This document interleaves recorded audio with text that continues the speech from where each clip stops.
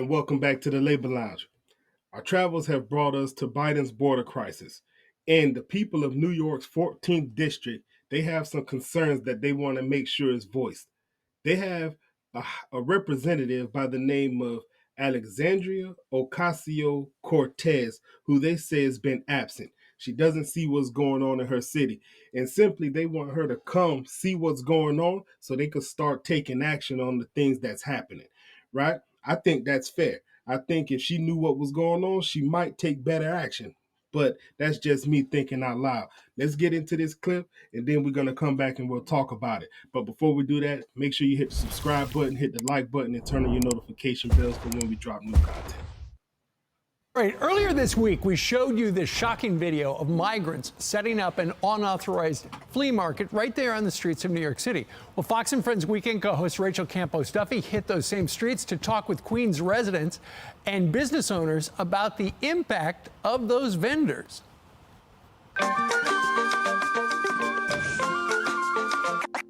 So we're in Jackson Heights. This is the heart of AOC's congressional district. It's only 10 a.m. and already the street vendors are out. We're going to talk to some of the residents to see how this area is changing. There's so much immigration now. There's so many Venezuelans, Ecuadorians, Mexicans that crossed over, due to Biden. Are you seeing crime? More crime? Yeah, more crime. There's more crime going on, robberies. A lot of crackheads. After 7 p.m., you cannot walk around here. In the corner, every a week, you heard somebody was killed, somebody was beaten. Está muy inseguro. I feel very unsafe, truly. I've had 3 times someone try to assault me, try to pull my gold chain. I'm always with him and protecting him because the crime is so bad. You see all the vendors, all the people selling stuff on the street. There's crimes, people getting robbed. A lot of people doesn't want to come because they come with their families and they see that. We see them around, but nobody does anything.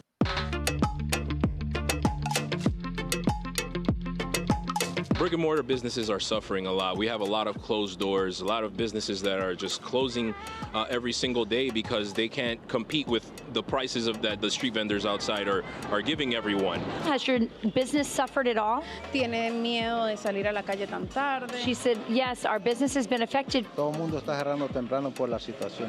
Now everyone goes home early, closes early because of the crime situation. Okay, so that makes sense.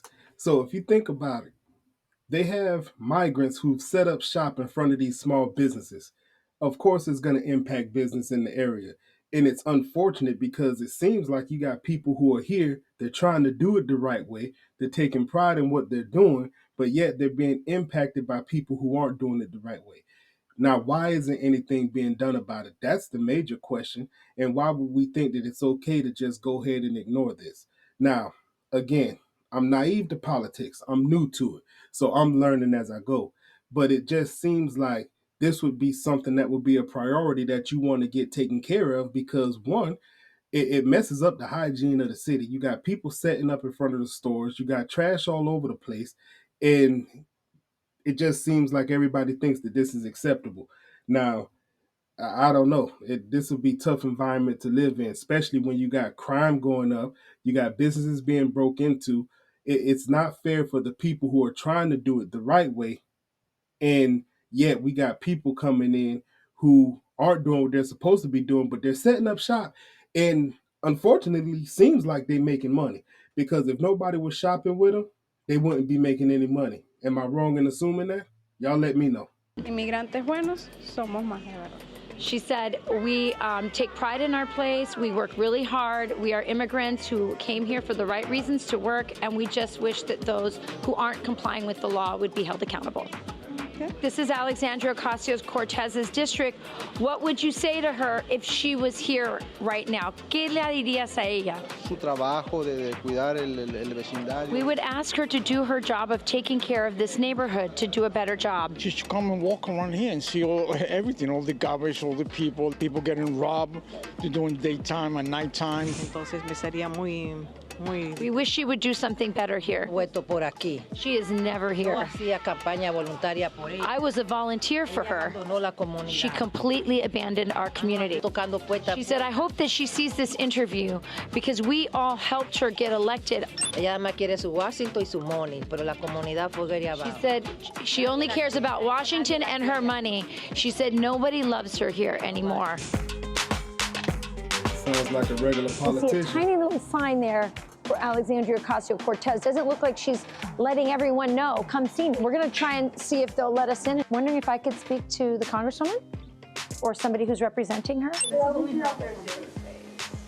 So she only has someone here on one day a week? Right, it's a satellite office. What would you say to Alexandria Ocasio?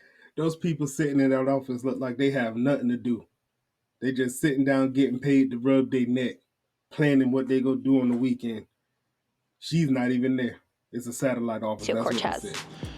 Come on down and take a walk with me. Let's see what's going on and let's see if we can fix it together. And if you don't want to help me fix it, I'll do it myself. Everybody from business owners to residents, everybody wants somewhere safe to be. And this area right now is not the safest and it's not looking the best. And it's my duty to do this change and to bring this change to this area.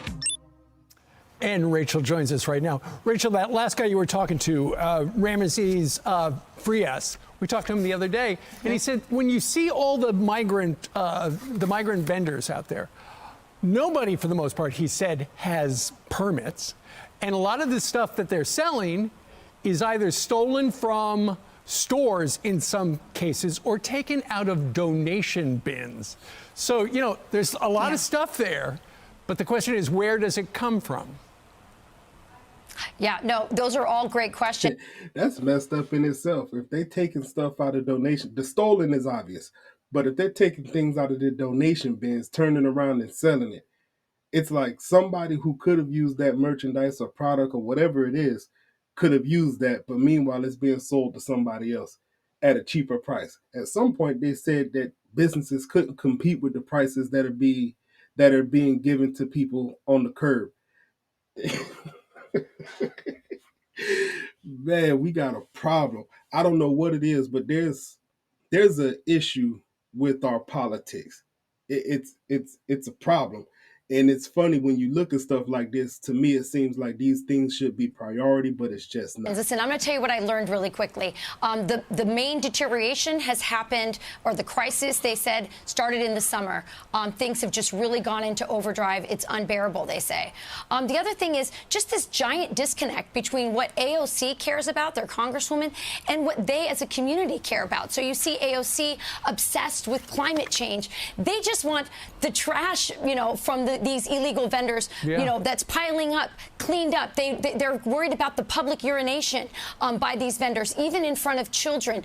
AOC obsessed right now and trying to get legislation passed on deep AI fake porn.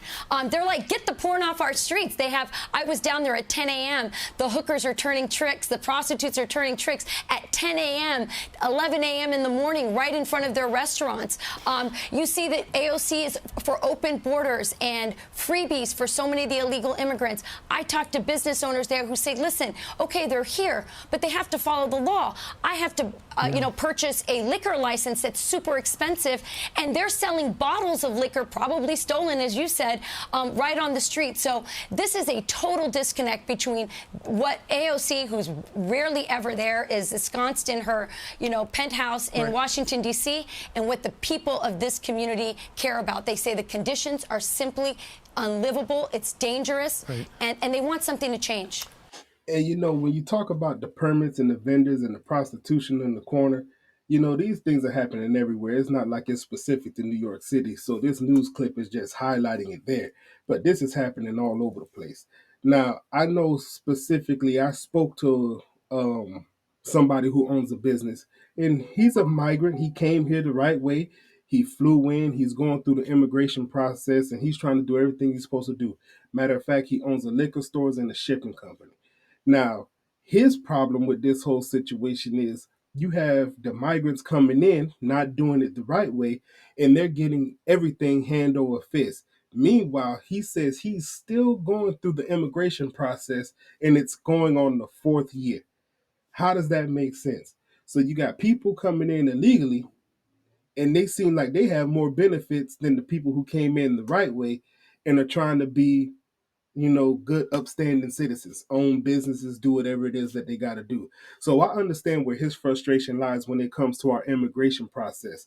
And you know what? He had a very interesting take on this whole thing, because the way he would view it and the way I would view it are two different things. But I understand where he comes from when he says that we have a problem with the immigration process, which obviously, I mean, we know we got a problem with it. But from his viewpoint, somebody trying to do it the right way can't get anything he needs to just expand what he's trying to do.